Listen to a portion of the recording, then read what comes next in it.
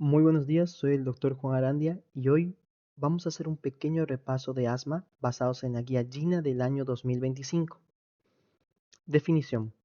Es una enfermedad heterogénea generalmente caracterizada por la inflamación crónica en las vías aéreas.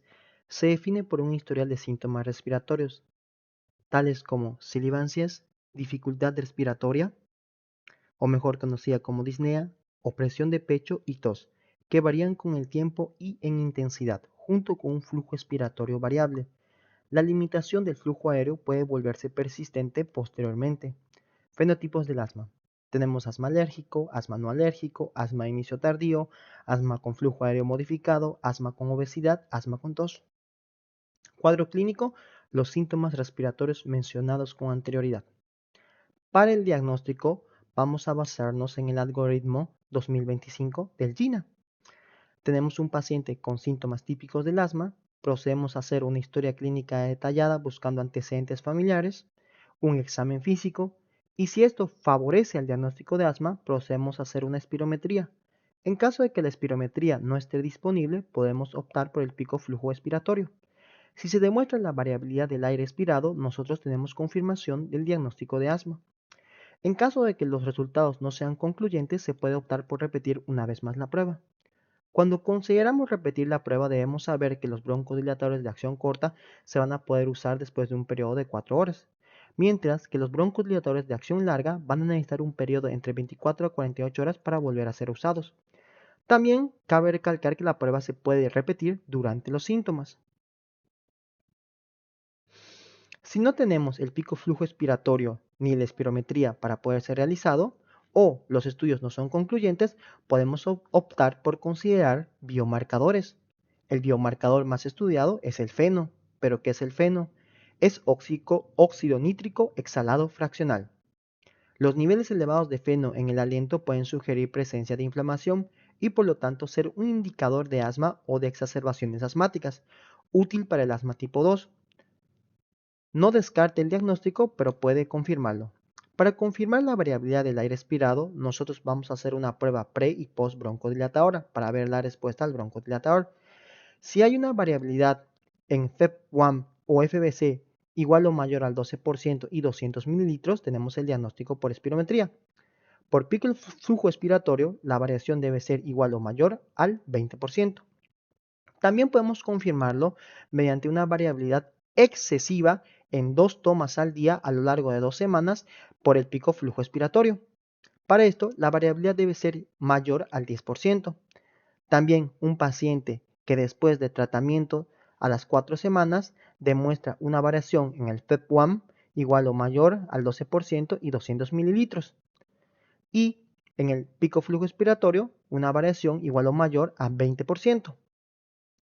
También tenemos el test de provocación bronquial. Esto se va a hacer con soluciones salinas o manitol. También una excesiva variación entre visitas. Una variación en el FEV1 igual o mayor al 12% y 200 mililitros y en el pico flujo expiratorio igual o mayor al 20% entre visitas. En embarazadas no se recomienda desescalonar el tratamiento. El embarazo es una contraindicación para el test de provocación bronquial. Ancianos, el principal diagnóstico diferencial es EPOC. En atletas se puede eh, considerar el test de provocación bronquial.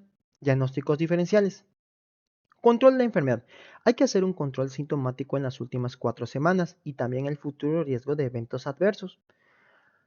El control se va a realizar en las últimas 4 semanas haciendo una encuesta. Basado en esto, vamos a sacar el grado de control de síntomas del asma. Vamos a tener pacientes bien controlados, parcialmente controlados y no controlados. Mediante esto vamos a poder ubicar al paciente en un STEP para el tratamiento farmacológico. De eso vamos a hablar más adelante. El uso del rescate no es aplicable cuando hay terapia AIR. Riesgo de eventos adversos. Hay que ver el riesgo de exacerbaciones, por ejemplo, pacientes tabaquistas, pacientes en contacto con biomasa, las personas que cocinan con madera, riesgo de obstrucción permanente, efectos negativos de algunos fármacos sobre el asma. Para el manejo se debe individualizar, o mejor dicho, personalizar al paciente y a sus distintas comorbilidades y también a la capacidad del sistema. Manejo no farmacológico. Hablamos de evitar el tabaquismo, vapeo, En el caso del tabaquismo podríamos usar chicles, podríamos usar parches, bupropión. En el caso del ejercicio, uno que ha demostrado mejoría leve en pacientes jóvenes es la natación. También podemos considerar la disminución de peso. Tratamiento farmacológico. Tipos de medicamentos. Controladores. Son los que van a controlar la enfermedad a lo largo del tiempo. Los aliviadores son de rescate y tenemos terapias adicionales. La terapia AIR es una terapia que se utiliza en el STEP 1 y STEP 2. Es una terapia de rescate. Sus mayores beneficios se han visto con la combinación de budesonide-formoterol. Mientras que la terapia MART es una terapia de mantenimiento. Sus mayores beneficios se han visto con la combinación entre budesonide-formoterol y también beclometasona-formoterol. La terapia IR reduce las exacerbaciones severas en STEP 1 y STEP 2, reducción del 65% comparada con SABA. Aumenta la posibilidad de control de síntomas. La terapia MAR reduce exacerbaciones, logra el mismo control sintomático que los manejos previamente planteados. Para el tratamiento farmacológico tenemos el TRAC 1 y el TRAC 2. Debemos saber que en el TRAC 1, que es el preferido, vamos a usar en el STEP 1 y STEP 2 solo terapia IR, budesonide más formoterol, según necesidad, a dosis baja. Después, en el STEP 3 y STEP 4 vamos a usar lo que vendría siendo la terapia MART. Lo único que va a variar va a ser la dosis. En el STEP 3 va a ser dosis baja, mientras que en el STEP 4 va a ser dosis media. Del 5 vamos a hablar más adelante. Entonces, STEP 1, STEP 2, según necesidad. En el STEP 3 y STEP 4 se puede hacer 2 inhalaciones en un día y una según necesidad.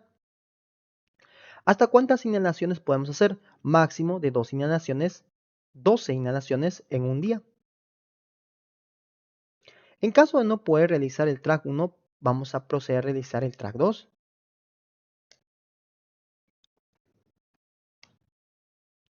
En el TRAC 2, en el STEP 1, vamos a usar salbutamol y corticoides inhalado. Acá se ve que se usa de forma separada.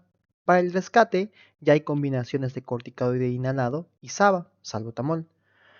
O para el rescate se puede también usar solo SABA.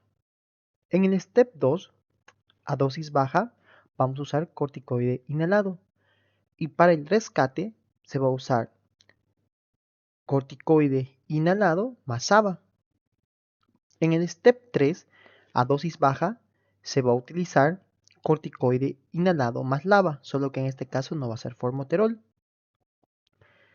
Y de rescate va a ser esto. En el STEP 4 es lo mismo que el STEP 3, pero con la diferencia que la dosis va a ser dosis media. Corticoide inhalado más LABA. Y para el rescate podríamos usar esto de acá. Corticoide inhalado más SABA. O salbutamol. Acá van a poder ver, esta tabla está en la GINA, para que sepan más o menos qué es dosis baja, dosis media, dosis alta. Otras opciones. En el STEP 1 y STEP 2 tenemos inmunoterapia sublingual si tiene un FEV1 mayor al 70% e indicación. Los antileucotrienos como el montelukast son menos efectivos que los corticoides inhalados y tienen efectos medicamentosos adversos neuropsiquiátricos. La combinación de corticoides inhalados LABA desde el inicio podría mejorar los síntomas, pero no reduce las exacerbaciones y es más costoso. Los corticoides inhalados por horarios solo por estaciones si es asma estacional pura.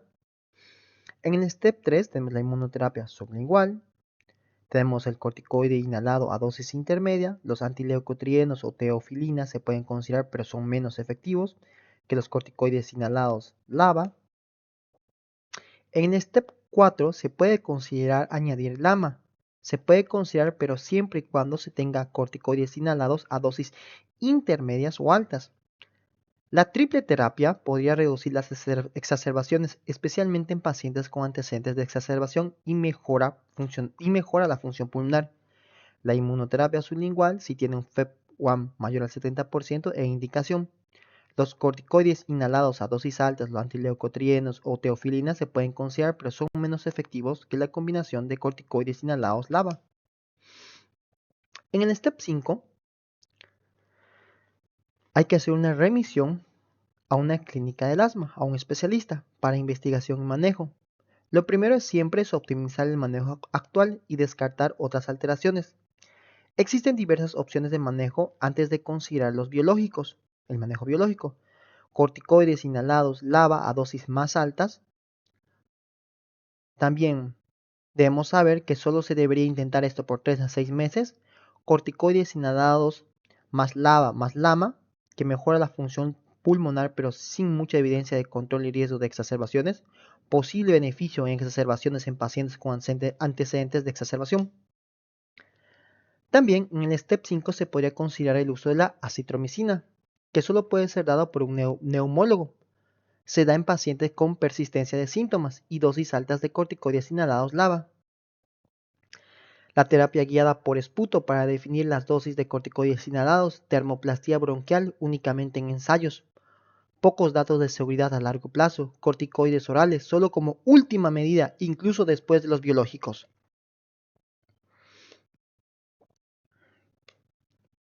Hay que hacer una educación correcta, uso correcto, adherencia, educar de forma personalizada y buscar el automanejo al paciente. Seguimiento. ¿Con qué frecuencia debe revisarse los pacientes con asma? Los pacientes deben ser atendidos preferiblemente de el primer mes al tercer mes después de comenzar el tratamiento y cada 3 a 12 meses después de eso. Pero durante el embarazo el asma debe revisarse cada 4 a 6 semanas. Después de una exacerbación debe programarse la visita de revisión dentro de un plazo de una semana. Reducción del tratamiento cuando el asma está bien controlado. Se debe considerar reducir el tratamiento una vez que se haya logrado un buen control del asma y se haya mantenido durante 2 a 3 meses. Aumento a corto plazo, durante 1 a 2 semanas, por el médico del paciente, en caso de una infección viral, exposición a alérgenos, etc. Aumento sostenido durante al menos 2 a 3 meses, si los síntomas y o exacerbaciones persisten a pesar de 2 a 3 meses de tratamiento. Hay que ver la técnica, hay que ver la adherencia, hay que ver factores de riesgo y síntomas.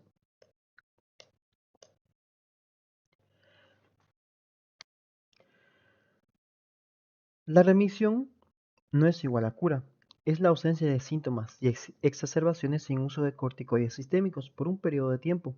Lo logran entre el 15 al 0.9% de los adultos. Esto, más la ausencia de hiperactividad e inflamación bronquial, según la GEMA, exige 3 años. Esto puede ser con o sin tratamiento. Actualmente ha mejorado por los tratamientos biológicos. De esto vamos a hablar más adelante o en otro video. Ahora, otros conceptos que debemos manejar es que ya no se utilizan los conceptos de asma intermitente, asma persistente. Ahora vamos a manejar nuevos conceptos. El asma difícil de tratar es un asma que con Step 4 o estando en un Step 4 o Step 5 no está controlada, pero es por factores externos a la enfermedad. Eso es asma difícil de tratar. Mientras, un asma severo es un asma que estando en Step 4 o 5 y con factores externos controlados, no se está logrando un correcto tratamiento, un control correcto. Y bueno, eso fue básicamente todo por este pequeño resumen. En la siguiente clase vamos a hablar un poco más de asma, exacerbaciones y situaciones especiales. Muchas gracias y hasta la próxima.